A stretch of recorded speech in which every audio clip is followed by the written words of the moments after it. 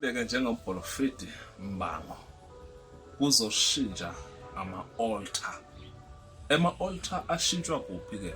Ashintshwa kuma-sacrifice. The power of a sacrifice. I-sacrifice yiyo ekukhulumelayo esigabeni selive lemimoya. I-gift yakho lokuthi ingafuni kunyuka ngalendlela kumele ngabe inyuka ngayo.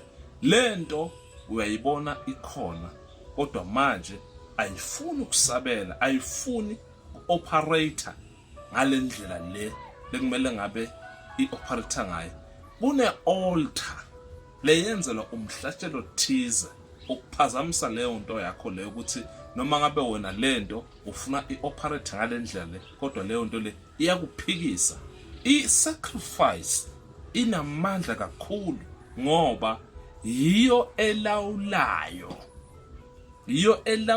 ukuthi lento esiphiwo la kuwo noma ke lento oyifundile manje ukuthi kumele yenze kanje iyohamba kanjani. Mawungayenzanga i-sacrifice leyo nto leyo ayizukujabulisa. I-sacrifice idependa ukuthi wena uyikhokhele kanganani, ngendlela uyikhokhele ngayo indlela le nayo ezoletha ama-result ngayo. Into ke la emhlabeni awuvenje uqhamuke nje sodla iy'thelo za uyayisebenzela uyisacrificeele. I-sacrifice ke ihlukeneke ngey'ndlela ey'ningi.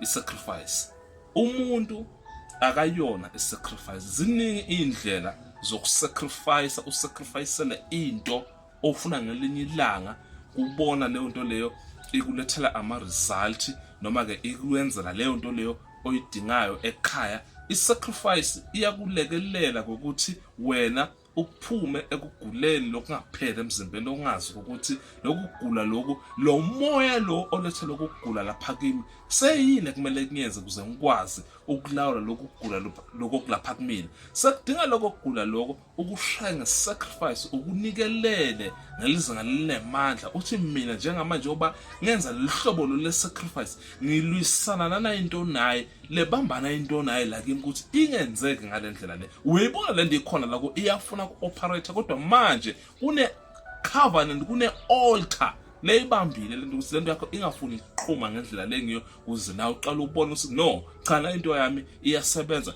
A sacrifice is very powerful, inemandla kakhulu ngoba yiyo elawula izinto ukuthi izinto ziyakuhamba kanjani futhi ziyakwenzeka kanjani.